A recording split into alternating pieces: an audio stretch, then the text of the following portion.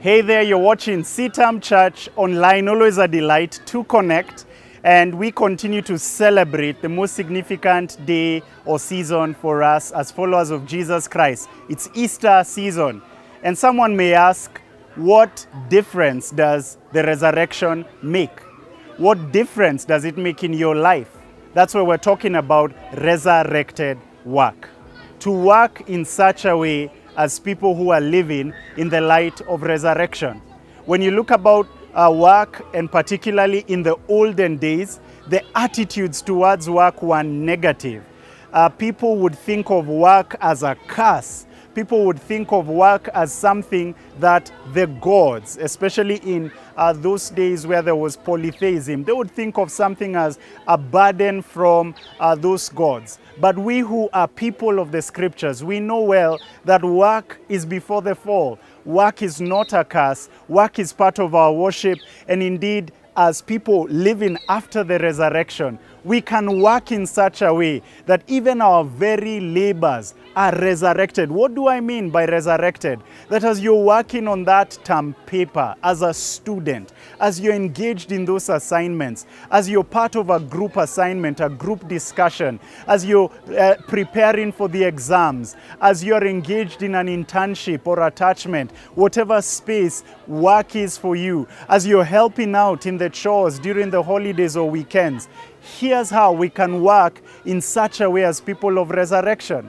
We live as people of resurrection and we do it as unto the Lord. We don't merely do it so that the lecturer sees it or our fellow group members see it or, somebody who's supervising us sees it. No, we work in the spirit of Colossians 3:23, doing whatever it is we're doing, not as unto people, not as unto our supervisors, our bosses, our leaders, but doing it so that we catch the audience of one. That's what I mean by resurrected work. Work that rises up above mediocrity, where everyone says, it's okay, just give the bare minimum.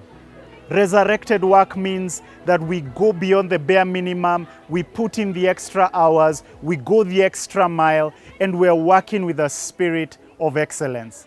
Remember again the words of this servant of God, Paul, writing to the church at Corinth. 1 Corinthians 15, Paul talks about, therefore, my beloved, be steadfast, immovable, always excelling in the work of the Lord. Other versions talk about in our labor for the Lord, because we know that in the Lord our labor is not in vain. Again, he's talking about work. He's saying our work has meaning because of the resurrection. We're not people who are sowing seed and there's nothing that's going to come forth from it. We're not people who will have zero return on investment. That as we work, we know that we are contributing towards building God's kingdom, bringing down God's kingdom, as Jesus taught us to pray, your kingdom come.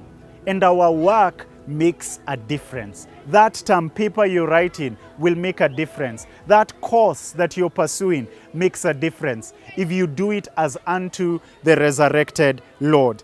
And I want to sign out by the words, inspiring words of Martin Luther King Jr., who says, if it falls on you to be a street sweeper, sweep the streets like Michelangelo painted pictures, like Shakespeare wrote poetry, like Beethoven composed music. Sweep the streets so well that all the host of heaven and earth will have to pause and say, here lived a great street sweeper who swept his job well.